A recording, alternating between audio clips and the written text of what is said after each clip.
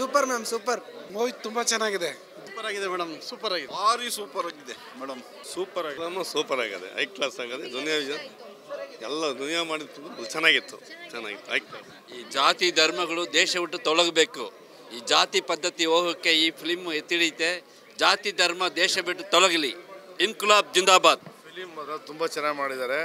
ಕೆಳಮಟ್ಟದವ್ರಿಗೆ ಹೆಂಗೆ ಜೀವನ ಮಾಡಬೇಕು, ಮುಂದೆ ಯಾವ ಥರ ಮಾಡಬೇಕು ಅನ್ನೋದ್ರ ಬಗ್ಗೆ ತಿಳಿಸ್ಕೊಟ್ಟಾರೆ. ನಿಜವಾಗ್ಲೂ ಫಿಲಿಮು ಸೂಪರ್ ಆಗೈತೆ. ಚೆನ್ನಾಗಿತ್ತು. ಆ್ಯಕ್ಷನ್ ಅಂದರೆ ಜಾಸ್ತಿ ಇತ್ತು. ಲವ್ ಸ್ಟೋರಿ ಮತ್ತು ಸಸ್ಪೆನ್ಸ್ ಅಂದರೆ ಚೆನ್ನಾಗಿ ಬಂದಿತ್ತು. ಓವರ್ ಆಲ್ ಸೂಪರ್ ಆಗಿತ್ತು. ಸಮಾನತೆಯನ್ನು ಸಾರೋ ಮೂವಿ, ಎಲ್ಲರೂ ನೋಡಬೇಕಾದ್ದು ಮತ್ತು ಜೀವನದಲ್ಲಿ ಕಾನೂನನ್ನು ಅಳವಡಿಸ್ಕೊಳ್ಬೇಕಂತ movie. Vijay sir acting super. Doctor also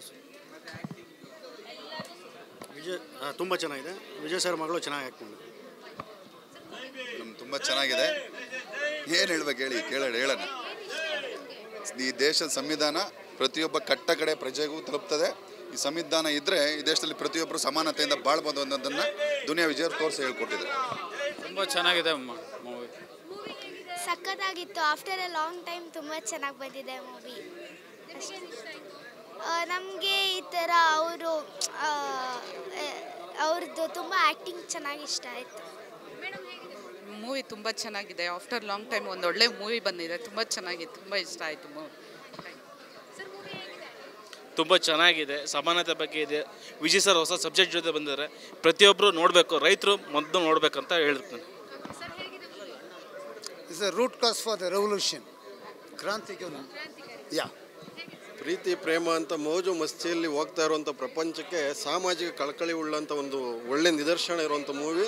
ದುನಿಯಾ ಸರ್ಗೆ ಒಳ್ಳೆ ಸಕ್ಸಸ್ ತಂದ್ಕೊಳ್ಳಿ. ಈ ಮೂವಿ ಸಾಮಾಜಿಕವಾಗಿ ಚೆನ್ನಾಗಿದೆ. ಎಲ್ಲರೂ ಪ್ರತಿಯೊಬ್ಬರು ನೋಡಬೇಕಾಗಿರುವಂಥ ಮೂವಿ.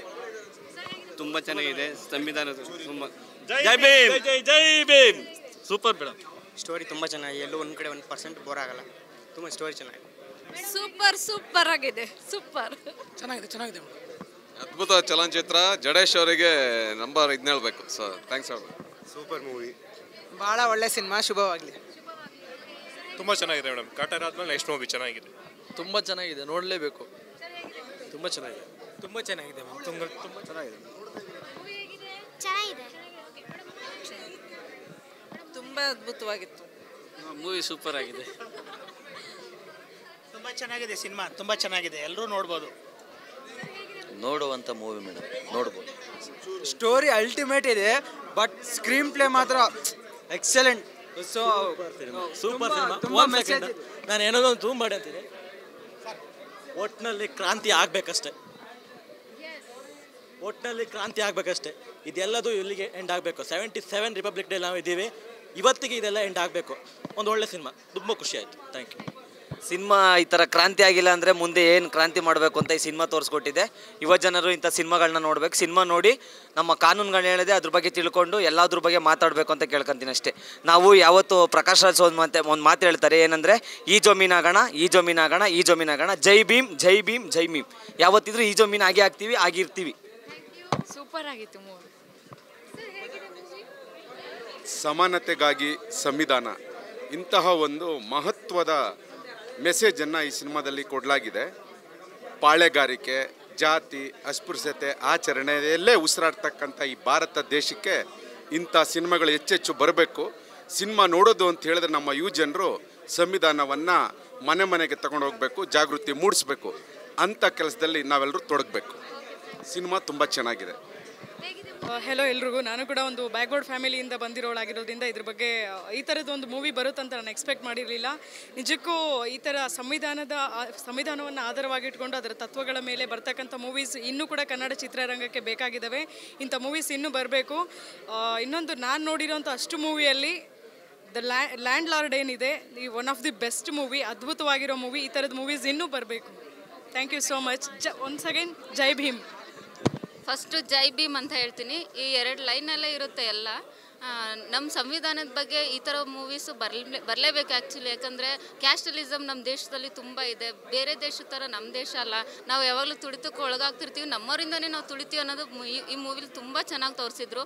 ನನಗಂತೂ ಮೂವಿ ತುಂಬ ಇಷ್ಟ ಆಯಿತು. ಆಲ್ಮೋಸ್ಟ್ ಎಲ್ಲರೂ ಬಂದು ಥಿಯೇಟ್ರಲ್ಲೇ ನೋಡಿ, ಪೈರಸಿ ಬೇಡ.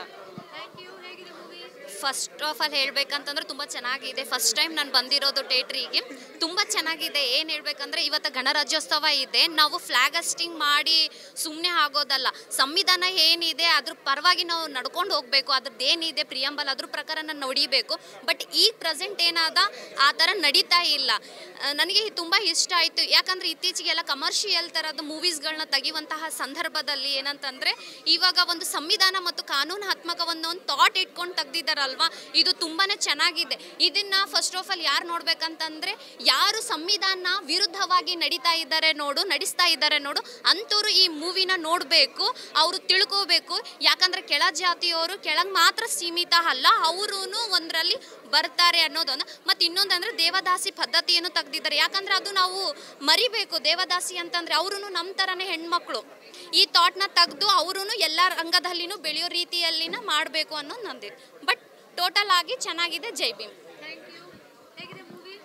ಫಸ್ಟು ಶಿಕ್ಷಣ ಸಂಘಟನೆ ಹೋರಾಟ. ಸೊ ಇದು 3 ಬೇಸ್ಡ್ ಆಗಿದೆ ಮೂವಿ. ಫಸ್ಟು ಜೈ ಭೀಮ್, ಜೈ ಭೀಮ್.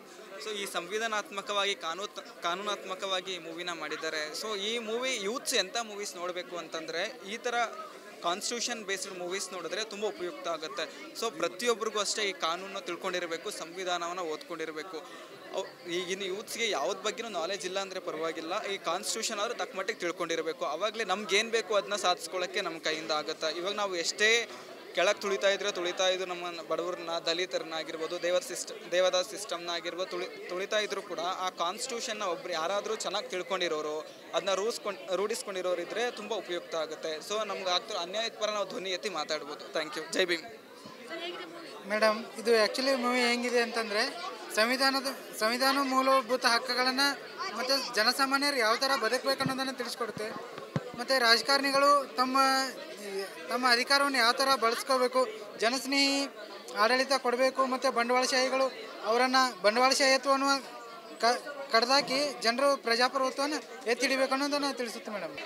2 ವಿಷಯ ಏನಂದರೆ ಮನುಷ್ಯರ ಥರ ನೋಡಲಿ, ಆಮೇಲೆ ಪೊಲೀಸ್ ಇಲಾಖೆ ಒಂದು ಸರಿಯಾಗಿ ಕಾರ್ಯನಿರ್ವಹಿಸಿಬಿಟ್ರೆ ಏನು ಬೇಕಾದರೂ ಮಾಡ್ಬೋದು, ಸಂವಿಧಾನ ಜಾರಿಗೆ ತರ್ಬೋದು, ಸಂವಿಧಾನನ ಅಳವಡಿಸ್ಕೊಳ್ಳಿಕ್ಕೆ ಪ್ರತಿಯೊಬ್ಬರಿಗೂ ಒಂದು ಅರಿವು ಮೂಡಿಸ್ಬೋದು ಅಂತ ನನ್ನ ಅಭಿಪ್ರಾಯ.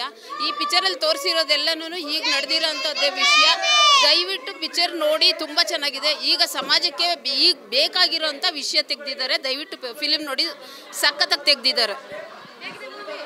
ಮ್ಯಾಮ್ ಚೆನ್ನಾಗಿದೆ. ಬಟ್ ಅಲ್ಲಿ ಕಾನ್ಸ್ಟಿಟ್ಯೂಷನ್ ಎಲ್ಲ ಬಗ್ಗೆ ಮಾತಾಡಿದ್ದಾರೆ. ನನಗೆ ಲಾಸ್ಟ್ ಸೀನ್ ತುಂಬ ಖುಷಿ ಆಯಿತು. ಅವರು ದುನಿಯಾ ವಿಜಯ್ ಬಂದ್ಬಿಟ್ಟು ಆ ಥರ ಎಲ್ಲ ಮಾಡಿ ಹುಡುಗರು ತಾಳಿ ಕಟ್ಟಿದಾರಲ್ಲ, ಅದು ತುಂಬ ಖುಷಿ.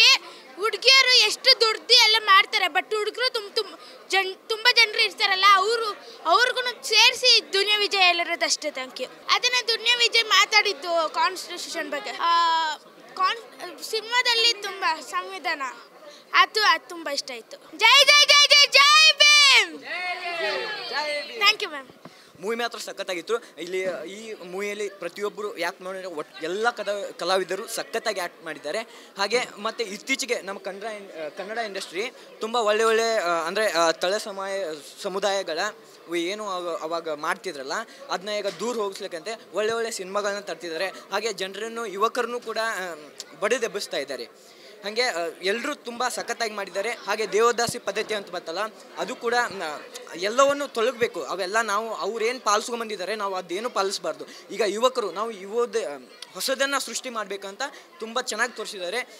ಸೊ ಎಲ್ಲ ಕಲಾವಿದರಿಗೂ ನಮ್ಮ ಉಮಾಶ್ರೀ ಅವರಾಗಿರ್ಬೋದು, ದುನಿಯಾ ವಿಜಯ್ ಅವರಾಗಿರ್ಬೋದು, ದುನಿಯಾ ವಿಜಯ್ ಅವ್ರ ಮಗಳು ಈಗ ಇತ್ತೀಚೆಗೆ ಬಂದಿದ್ದಾರೆ. ಈಗ ಯಾಕ್ಟೇನು ಒಂದು 10 ಸಿನಿಮಾ ಮಾಡಿದ್ದಾರೆ ಅನ್ಬೇಕು, ಆ ರೀತಿ ಆ್ಯಕ್ಟಿಂಗ್ ಮಾಡಿದ್ರು. ತುಂಬ ಸಖತ್ತಾಗಿದ್ದು. Thank you.